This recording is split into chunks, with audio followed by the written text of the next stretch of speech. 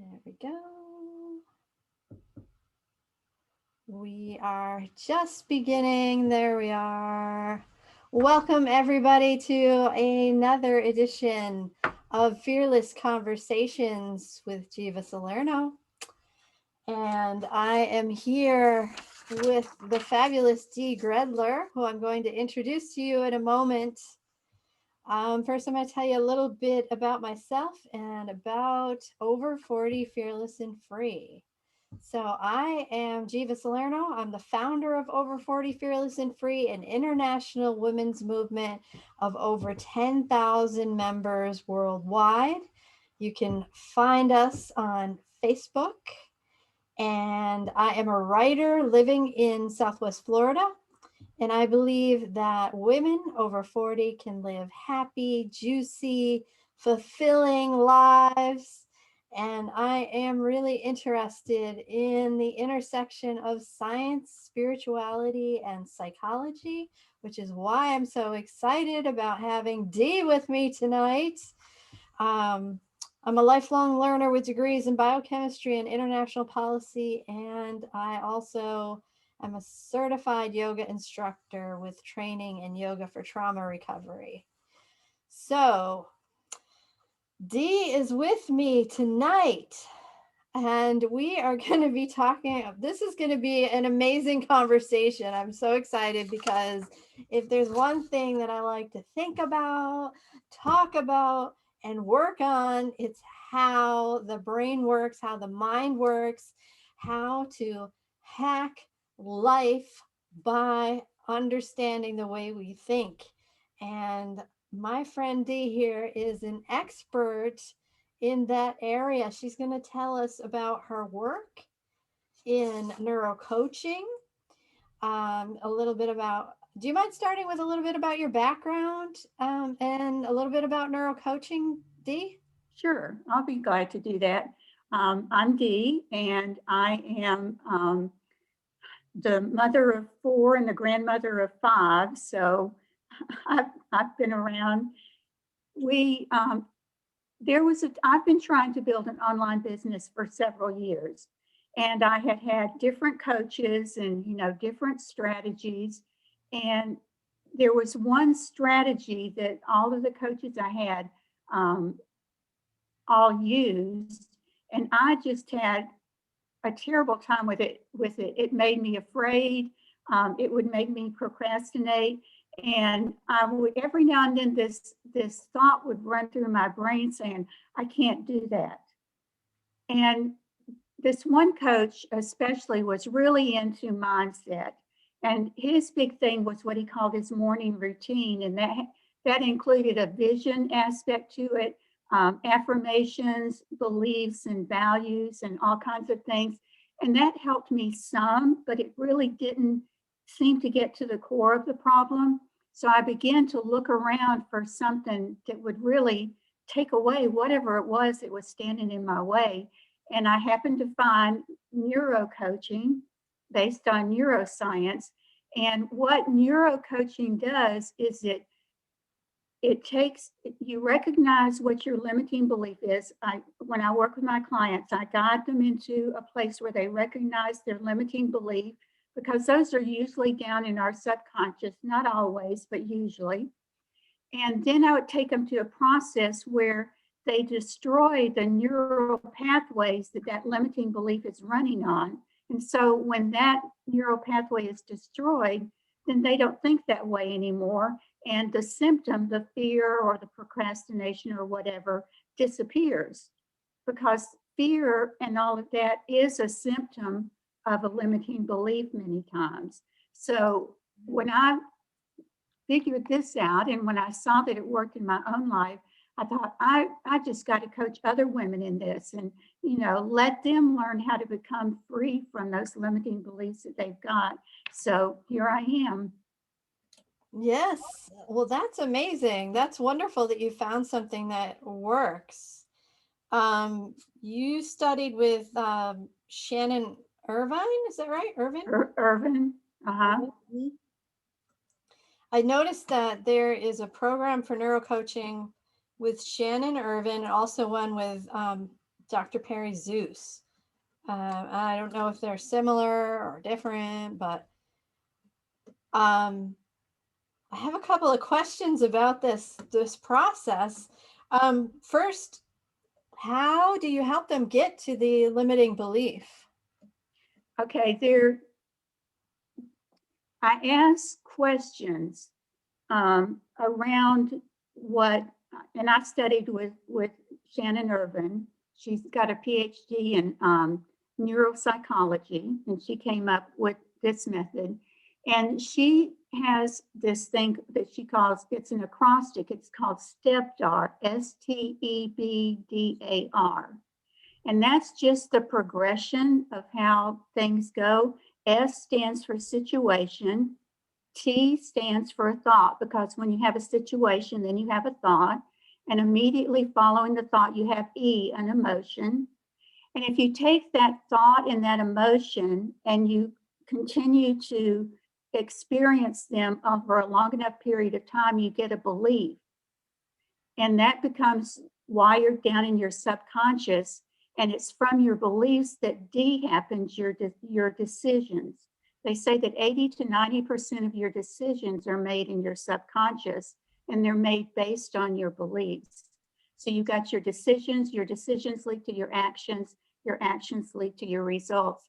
So what I do is I take this and I will just question them using, each one of these things kind of up and down STEBDAR until we get to what was the emotion that you felt and what did you think?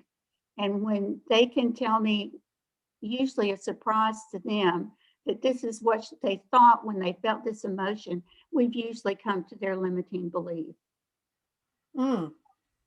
So we've got to the limiting belief somewhere around the emotion, and oh, was B standing for belief? B was standing for belief. Belief, okay. And then after that it becomes decisions. You start making decisions based on that belief. Okay, subconsciously. I got it. I like it. What are the A and the R? The A is the action that you take as a result of that decision, and then the R is the result of that action. Okay, that makes sense. So you're helping them with specific situations.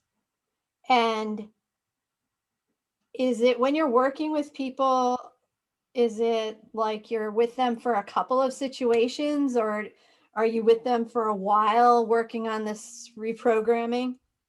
Right now, the way I work with my clients is over a 3-month period.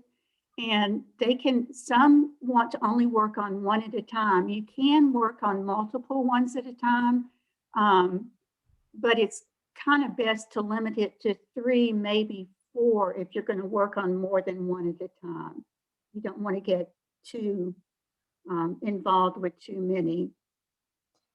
When you're saying one at a time, did you say one limiting belief at a time? Right. Mm-hmm. So they come to you with can you give us some examples of some of the things they come to you with? Okay, one woman came to me, and she wasn't an entrepreneur, but she had won a free coaching thing with me, and she wanted to find out why she ate. Why couldn't she stop eating? And as we explored that, what we found out was that she had a problem with self-esteem, and anytime that she did something, if she didn't get any kind of recognition or thanks or something like that, she felt like she must have failed, which brought on stress, which brought on eating for her. That when she ate, a lot of times it was the result of that stress. So instead of working on what she's eating, we worked on how can we show her brain the truth that it's not true, that if you get, you don't succeed unless you get rewarded in some way. Mm. Does that make sense? Yeah, you had to interrupt that pattern, right? Yeah. And you taught her ways to interrupt the pattern that she could do No, by herself. No. no. No, what I do is then I go through once they recognize what the limiting belief is, then they need to refute that, because that's a false belief. They need to refute that false belief with truth. So where in their life have they succeeded, but they haven't gotten patted on the back? Oh, Times that has happened. So you want to tell your brain the truth, that what your brain has been believing is not true. So you want to tell your brain the truth. so I can see that in this person talking to you and refuting it in that moment. But is it the case that like the situation's going to come up in the future and she's going to have to refute it again, and it'll come up again and she refutes it again? What you do is that once you finish going through the refuting process, you record it and you listen to it over a period of 62 to 67 days. It takes that long for that neural pathway to crumble away. And then once it's crumbled, you don't have to listen to it anymore, because the only way she can think that, she can never think that in her subconscious again unless she starts to think that way in her conscious mind. Oh, so interesting. Oh, I don't know. It brings up so many ideas. Yeah, I've been working over the last 3 years to understand some beliefs that had really early childhood conditioning. And sometimes they're from things that specific instances, and other times they are beliefs that are formed from like entire situations that lasted my entire childhood. So how would you crumble something like that?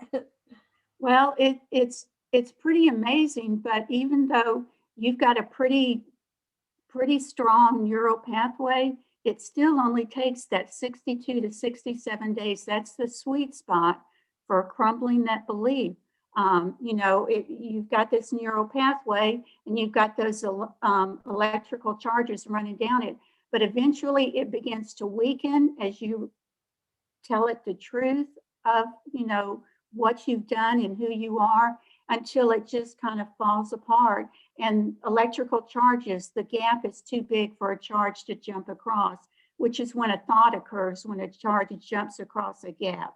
So it can't even do that anymore. What if the belief is connected to other beliefs? What if there's like a spider web?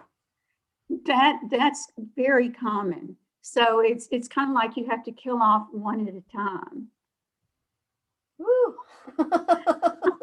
So, you never move past having to do mindset work, but you become, you're fearless and free. You become more free as you kill off more and more of those false beliefs.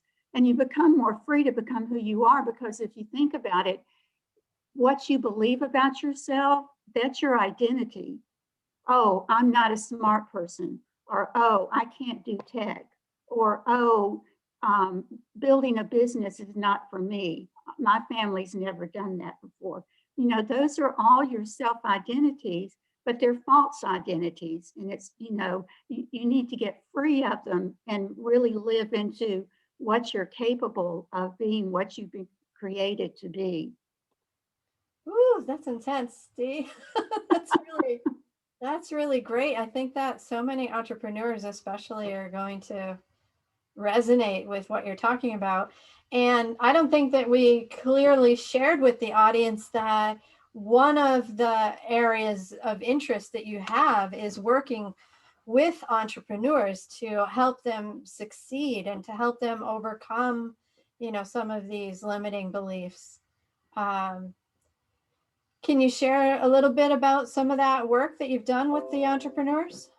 Okay, I've worked with one that she felt that she wasn't smart enough and she didn't have enough knowledge.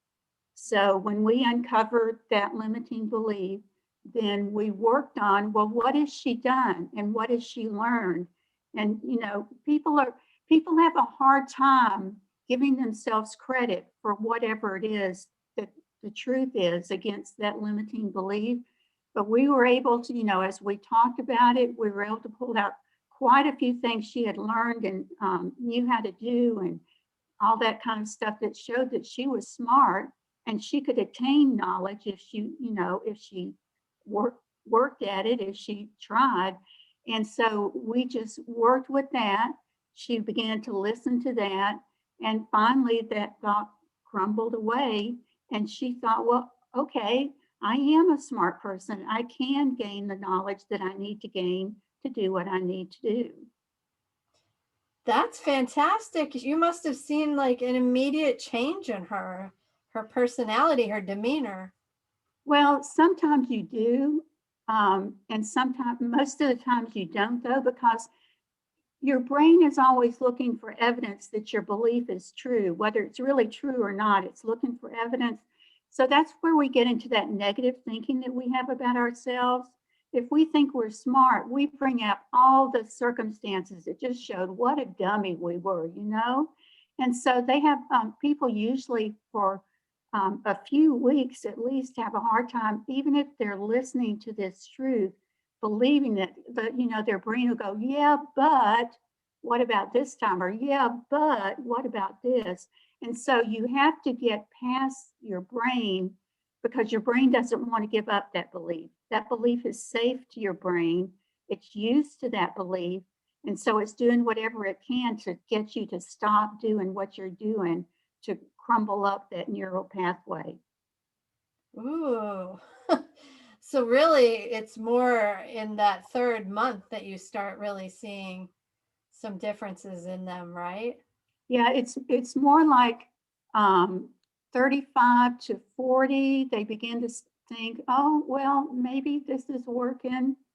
And then as they get to the end, they really have to think, I remember thinking that way, but I don't think that way anymore. Wow. Yeah, that's so neat.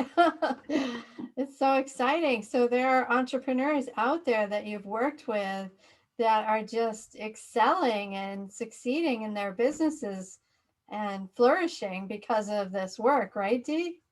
That's right. And they say, what is it? 80% of your business is your mindset, and the 20% is your tactics and your strategies. So if you can begin to get your mindset right and true about who you are, then you can just go places you never believed you could have gone. Hmm. Something I've been thinking about that's kind of related to that is we have this idea that we have to work so hard in order to be successful. And I've been thinking about the fact that it's really more about the really big important things we do rather than how much time we put in, or how much productivity we squeeze out of the day. And I've been feeling like, and this came on because I was actually physically sick for a few days, and then I was like, well, I can only do so much, I only have so much energy, so let me just do the important things. And then I realized, wow, I'm just doing the important things and everything is like exploding. So it's a totally different mindset of I've got to be this crazy workaholic. That's So right, it is. yeah, so you're dealing with mindsets a lot. And can you think of any before and after mindsets that you've worked with? Well, I'll tell you one of mine. And when I first started getting into neuro coaching, I thought, okay, let's see if this really works. And I tried something I knew that if I got a result, it wasn't going to be because of anything I did. So what I chose was, I'm a sugar addict. My name is Dee, and I'm a sugar addict. And my drug of choice was peanut M&Ms. And I was going through this time when I would just get in the car every afternoon and drive to the grocery store and get not the big family bag, but the next bigger one had like 11 servings of M&Ms in it. And I would have it half eaten by the time I got home, and within an hour it was all gone. Ooh. So you can imagine it was packing on the pounds. And besides making me feel really guilty, once it was all gone. So I thought, okay, let's see if this works on my peanut M&Ms. We're going to really try something.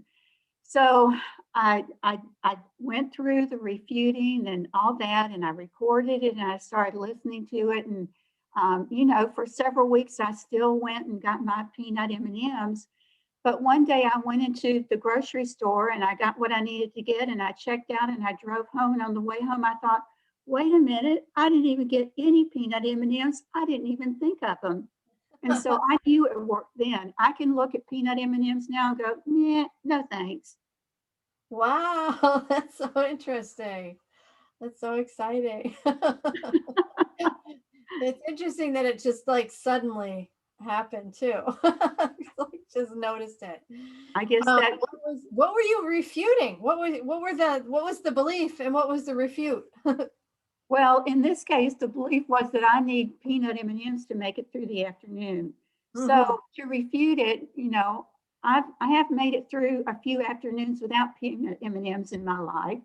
And then also about how bad they were for me, the sugar and the chronic inflammation and the poundage that's going on in the joints and the high cholesterol. And, you use everything you can to tell your brain, this is not a good idea. Let's don't do this. Hmm. Hmm. So it sounds like it probably works with any kind of addiction or like smoking, especially, and yeah, compulsions. You wouldn't want to get it back to it, but the way this works, it's that no thanks, I'm not interested in it. So if you don't start it again, Right. then you don't get back into that cycle again. Yeah. A little online shopping. Late at night. But you know what the interesting thing is? It's like I will look for one specific thing. I'll get this idea in my head. I need this, whatever it is. It could, for a while it was shoes, and then it was scarves. Then it was, what was it? Last night it was a certain kind of phone case that had something. And like I'll do all of this research. I'll do all this and I'll save all of them in Amazon, and then I'll say, all right, let's not buy anything until tomorrow. and then the next day comes and I have to decide if I want to do it or not. But I think I need a new belief, Dee, about what I can do in the evenings, late at night. Enough of the online shopping, right? Oh. Need to refute this idea. So what Oh. about other things that entrepreneurs, especially, some challenges? Well, of course, your money mindset is always a challenge to Oh my entrepreneurs. God. Yeah. Um, you know, um, you might have grown up where your family believed that, those rich people, they're just greedy and they make their living off the backs of others. And so you don't want to be greedy and make your living off the backs of others. So you tamp down on how much money you make. Or, people who make more than X amount are bad people. Well, you don't want to be a bad person. Or people like us never make any money.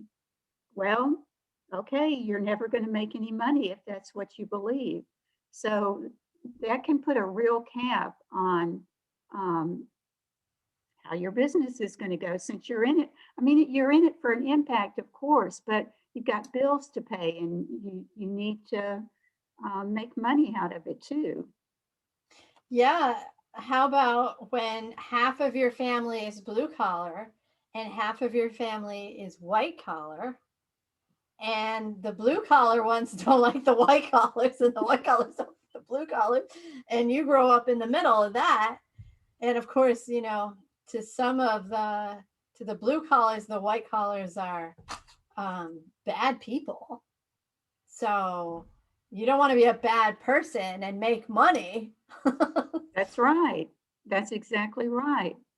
Yeah, that's what happened in my family. I had to become aware of that. I don't know if I've completely gotten rid of it, but I, I think so. We'll see by the next time I do my taxes. Oh, Yeah. Um, what I was going to ask you something else. There's something I saw something about windows of plasticity. windows of plasticity. Yeah, open that the process opens windows of plasticity. Like I don't know what they meant by that. Maybe it's moments in time where your brain is more plastic. Well, your brain has plasticity and that you can, rewire it. Yeah. But exactly what that means, I'm not really sure. Yeah, I am not sure if that's the one of the moments that you were talking about when you have to refute. I'm not sure. It's in my notes, but it did say that there are a lot of different techniques that are used, and we talked about the step dar technique. Hmm. Is that the one that you primarily use? Is there anything else that's involved in the neuro coaching? Well, I use that in order to refute, but then if you're going to tear down that belief, you also want to see your brain is most concerned that you're safe. And safety to your brain is what you believe right now. So you want to, while you're tearing down that limiting belief, you want to show your brain that success is a safe place. So you want to build a vision of what life will look like when that limiting belief is gone. And so you write out this very, very detailed vision of a day after the limiting beliefs. You know, I have a team now of 3 people. I average 4 new clients a month. Whatever it is, you always write it in present tense and make it very detailed, and then you listen to that while at the same time that you're listening to the refuting that's going on, so that you're getting rid of one and you're showing your brain that success is a safe place to go. I think you really hit the nail on the head with that, Dee. I mean, yes, in so many different ways. Like just the idea that our brain is trying to keep us safe. I think that people don't realize that and the extent to which that holds us back.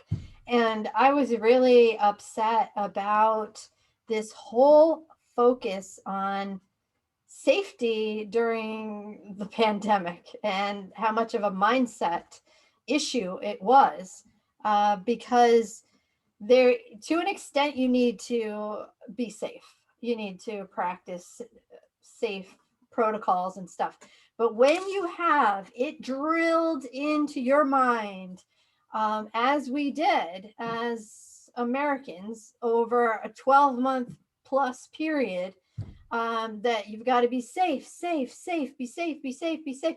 It's just reinforcing this, uh, this terrible idea or belief, in that we need to be like really stuck in this little safe place and we better not step out and we certainly better not go out of our comfort zones and we better not do anything really but stay home.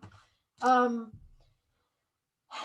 so yes, safety was important, to a certain extent, but when you think about what it did to people's mindsets, and then you've got entrepreneurs on the one hand who some of them were being forced by circumstances to become entrepreneurs, and on the other hand they're having all of this safety mindset stuff shoved down their throats, and they're like, I've got to step out of my comfort zone. I've got to build a new business. I've got to do things I've never done before, but I need to stay safe, safe, safe. It's like probably a no-win situation for so many entrepreneurs. Dee, did you find that? My I rant. haven't run into that, but that's a great point. That's really a great point. I imagine that there are more people than we realize that had that limiting belief put into their subconscious because of what you said, safety, safety, safety. And that just, Fear, fear, fear. yeah, yeah, So, that's a I great mean, point.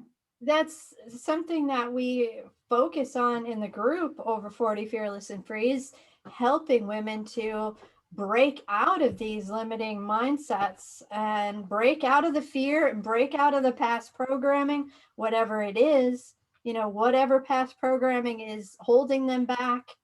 Um, I can say for myself that when I was around 40, when I was approaching 40, became 40, and the next couple of years were very stressful for me because I had this belief, and I've mentioned this on the show before. I've had this belief that women over 40 no longer had value. So I had this fear driving me into like craziness, exhaustion, workaholism, that I had to quickly get remarried and build a business because time was running out. And it took me pulling that whole situation apart and taking a year off from the dating and just working on my life to figure out that that was not a true belief, that I could create a whole new life that was fulfilling, that looked the way I wanted it to look. And and it was amazing, and it was so amazing and impactful that that's why I originally started this group and I wrote the book about the experience. um, but it's just, thank goodness that we have people like you, Dee, out there who are doing this work and supporting women. I mean, I wrote the book and did this group, but you're on the ground working with women to help them overcome these limiting beliefs. And have any of them come to you with like ageist kind of beliefs like that? Yeah, yeah, I'm too old. I'm I too can't old do to this. start a Yeah, business. I'm too old to succeed, or, all of that. I'm too old for a man to be interested in me, right? All that garbage. yeah, and it is It's like garbage. taking the trash out. Yeah, yes, Feud yes. it, take it out. Yeah, it's so wonderful that you are doing this work with women one on one to support them in changing their lives. It's fantastic. Um, I was going to say something else about safety, and I can't think what it was. I guess let me skip that. I'll come back to it. But when you are thinking about the type of person that you like to work with, is there anything else other than them being an entrepreneur? What kind of people? And also, maybe if you have any tips or things that they should think about when they're thinking about um, making change or finding a coach, something like that. Um, I I do like to work with entrepreneurs. I don't like to work with people who are still in the blame game, that they're not ready to change because whatever happened was everybody else's fault. Does that make sense? They're really not ready to face their own limiting beliefs. And like you said, that so many of yours developed during childhood, that's true of most of our limiting beliefs developed during childhood. And it's not like we sat there and gave it adult thought, I wonder if this will serve me later on in life. You just accept it. you're looking to be loved, or you're looking for safety, or you're looking to be enough for that person to think that you're enough. And you pull whatever levers need to be pulled to try and get those needs met. And those become your beliefs. They're not your fault. And so I think people need to understand that when they have, first of all, the limiting beliefs are not their fault. And the symptoms of the limiting beliefs, whether it's fear or procrastination or perfectionism or, whatever it is, that's not their fault either. That's their brain trying to keep them back in that safe space. And it's kind of like, if my face was my whole capability and all of my potential, and my nose is where I live because the limiting beliefs kept me trapped in there, I've still got so much unexplored capability and potential that I just have no idea is there. And that's the way we all are. We have no idea how much we could accomplish if we could break free of these limiting beliefs and move out into some of that.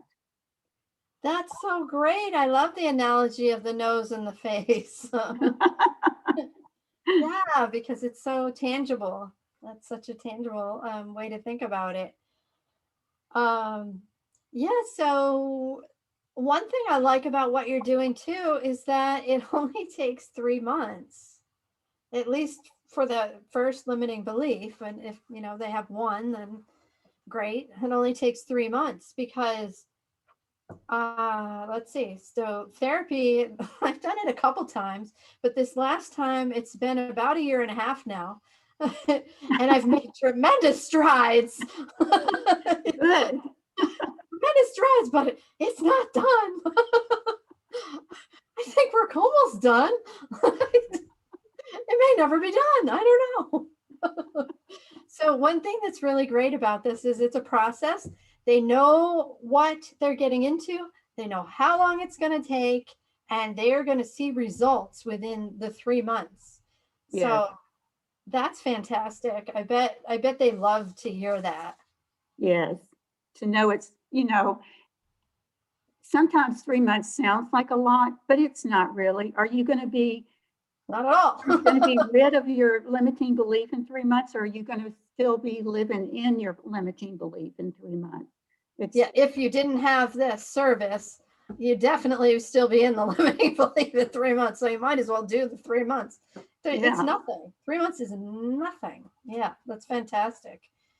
And you said that you were interested in inviting potential people to two things. One was the group, and one is a clarity call. Could you tell us about those? I have a Facebook group. It's called Reset Your Mindset. And I go live once a week, and then I do workshops about every 6 or 7 weeks. And so I would love anybody that wanted to join. And it's just an easy way to find out more. And if you would like to get on a clarity call where we will talk about where are you, what's holding you back, and where do you want to go? If what was holding you back was gone, where would you like to go? Just kind of get that clarified in your mind, then I would love to get on a call with you for about 20 or 25 minutes. So there's that. Yes, so the Facebook group is free. You just find it in Facebook. It's called Reset Your Mindset. And the clarity call is free. It's 20 Right. minutes, 25 minutes. So you can just check it out and see if you guys work together, if there's a good vibe, if it sounds like a good plan. So yeah, a really easy way to make a tremendous change. The beginning steps of a tremendous change in your life, just Right. from joining this Facebook group and from getting on the phone for a 20-30 minute call, 25-minute call. I mean, really, this is such a great way to take a first step towards making a a real change, a lifelong change that could take somebody's life to the next level. Next level. Amazing. If we didn't have these beliefs, what could life be like? I can tell you myself, it's amazing. I'm loving it. Like, my life is so different. Oh my gosh. My life is so different now from certainly from back, when I first started it. But these last 3 years, Dee, have been amazing of changing beliefs and mindset, and I'm not done. There's more work to do. So you But never hey, know where you'll end up. I know, right? I mean, well, certainly 10 years ago, I didn't think I was going to be here. I didn't think that I was going to be, you know, well, first of all, in this amazing relationship. I had the idea that that was over at like 40. I'm 52. I'm in the best relationship I've ever had. And I feel free. I have my own business, lots of great people in my life. And all because I took, those beginning steps. You've got to take the beginning steps. Just put one foot in front of the other, people. You got, Take yes, steps to change your life. You can do it. Dee and I are here as proof that it works. yes, yes. That mindset. Don't stay stuck where you are. Don't do it, because you're doing yourself such an in-service if you do. Absolutely. Well, thank you so much for being on the show, Dee. It was such a pleasure talking to you again. And everybody, remember to join her Facebook group. It's called Reset Your Mindset, and connect with her. What's the best way to connect with you? Is Well, it if they would like, they can either DM me, on Dee Facebook? on Facebook, or if they do want to schedule a call, they can go to go.oncehub, ONCEHUB.com/Dee Gredler. go.oncehub.com/Dee Gredler. Yes. So there's that. There's Reset Your Mindset group, or find Dee Gredler. And Dee is Dee, last name Gredler, Gredler, Gredler. And find her on Facebook and connect, friend request, become friends. That's right. I'd love that. And otherwise, we will see you again in Over 40 Fearless and Free. Thank you, Dee, for being with us. Thank you, everybody, for watching. Have a wonderful evening. Talk to you soon, Dee. Bye. Bye. Thank you.